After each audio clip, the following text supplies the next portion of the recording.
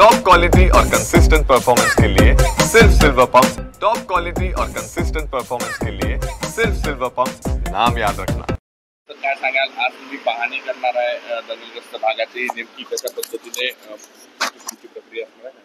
आणि काँग्रेस प्रांताध्यक्षांनी काही प्रमुखांना नागपूरला जाऊन त्या ठिकाणी शांतता प्रस्थापित करण्याच्या संदर्भामध्ये जनतेलाही आवाहन करावं आणि या ठिकाणी 4-5 दिवसापासून सातत्यानं काँग्रेसचे नेते प्रांताध्यक्ष लक्ष ठेवून आहेत की या ठिकाणच्या काय घटना घडल्या, कशा पद्धतीनं, आणि त्याबद्दलची सुद्धा माहिती त्यांच्याकडे आहेत, आमच्या सर्वांकडे आहे. पण प्रत्यक्षपणे जाऊन आपण नागपूरला त्या ठिकाणी शांतता प्रस्थापित करण्याच्या दृष्टिकोनातून सर्वांना तसं आव्हान करावं. आणि या ठिकाणी खरी जे आज शासन म्हणत आहे की ज्यामध्ये कट आहे, तर शासनावर एक सोयी जातं की शासनाने शोधून काढण्याचा आतापर्यंत का प्रयत्न केला. पोलिसांची भूमिका सुद्धा वेळ जी घ्यायला पाहिजे होते, सुरुवातीपासून घ्यायला पाहिजे होती, की या ठिकाणी जे आंदोलनं होत आहेत त्या संदर्भामध्ये सुद्धा कुठे कुठे काय होईल या संदर्भाची काय झालेलं आहे या संदर्भात पोलिसांनी लक्षपूर्वक जर याच्यामध्ये कारवाई सुरुवातीपासून केली असती तर मला तरी वाटतं की ही घटना घडली नसते. म्हणून शासनाचं हे फेलीवर आहे असं माझं स्पष्ट मत आहे की शेवटी जे घटना घडतात त्यामध्ये कुठेतरी त्याला पार्श्वभूमी असेल. घटना घडेपर्यंत आपण का थांबलात, तिथे का तुमचा फोर्स गेला नाही, का तुम्हाला आतमध्ये काय होणार हे माहिती तुम्ही मिळवली नाही, तो पूर्णपणे शासन म्हणून फेलीवर झालेला आहे या सगळ्या घटनेमध्ये. आणि नागपूरसारखं शांत शहर संपूर्ण अशांत करून ठेवलेलं आहे. तर 300 वर्षामध्ये आपण सगळं प्रेसच्या माध्यमातून आम्हाला कळतं की 300 वर्षापासून कधी अशी घटना घडली नाही.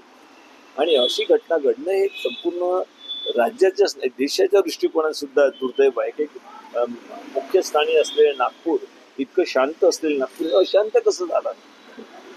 आणि याच्यामध्ये कोणी कुठलंही राजकारण करण्यापेक्षा सगळ्याच धर्मातील लोकांना हे आव्हान केलं पाहिजे की आपण शांतता ठेवा.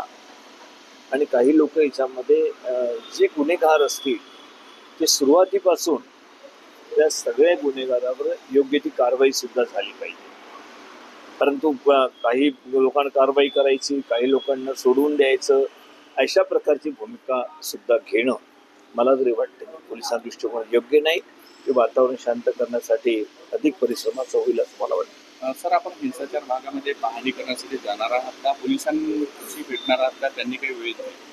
आता कमिशनरशी या ठिकाणी आमचे गोदी पाटील आहे, जे ऑल इंडिया काँग्रेस कमिटीचे सेक्रेटरी आहेत, या ठिकाणचे जिल्हाध्यक्ष आहेत, त्यांनी कमिशनरशी चर्चा केली. आता कुठे जाण्याची परवानगी आहे नाही आहे ती चर्चा आम्ही इथून एकत्र बसल्यानंतर त्या विषयीची चर्चा करू. परंतु आमचा प्रयत्न राहणार आहे, जर आम्हाला त्या ठिकाणी परमिशन मिळाली भविष्याकडनं तर सगळ्याच भागामध्ये जाण्याचा आमचा प्रयत्न राहील. असं सुरुवातीला आरोप होत होता की कोणीही मोठ्या नेत्यांनी भेट दिली नाही. कसं पाहता तुम्ही, काय नेमकं कारण आहे यापूर्वी? सातत्यानं प्रदेश काँग्रेस कमिटी आमचे अध्यक्ष असतील, सगळे प्रमुख नेते असेल, हे नागपूरशी संपर्क ठेवून होते. नागपूरच्या सगळ्या घटनेवर बारकाईने लक्ष होतं. परंतु या ठिकाणी ज्या पद्धतीने कर्फ्यू वगैरे लावण्यात आला आणि त्यामुळं कमिशनरशी चर्चा करून किंवा पोलीस अधिकारी चर्चा करूनच त्या ठिकाणी येणं गरजेचं होतं. आणि त्या संदर्भातली चर्चा आमच्या इथले जे प्रमुख नेते आहेत ते सातत्यानं पोलीस डिपार्टमेंटशी करत होते. त्यांच्याकडनं ज्यावेळेलाही असं वातावरण होईल की आपण जाऊन लोकांना विचारू शकतो, पाहणी करू शकतो, त्यावेळेला निश्चितच आपण त्या ठिकाणी गेलं पाहिजे ही भूमिका होती. परंतु आज प्रांताध्यक्षांनी सांगितलं आहे की जाऊन शांतता प्रस्थापित करण्याच्या दृष्टिकोनातून प्रयत्न करा. सर, आज आपल्याला जाण्याची परवानगी मिळेल असं वाटतं की काय? नाही, आता वाटते की नाही त्यांना द्यायची आहे का नाही हा महत्त्वाचा भाग आहे. त्यांना जाऊ द्यायचं की हा महत्त्वाचा भाग. आम्ही आलेलो आहोत, आम्ही लोकांना भेटण्याकरता आलेलो आहोत. किती वेळ लागला तर आम्ही भेटू, पण त्यांनी त्या संदर्भाची परवानगी दिली पाहिजे. आणि त्या ठिकाणी परवानगी जर त्यांनी दिली तर आम्ही सगळ्या ठिकाणी जाऊ.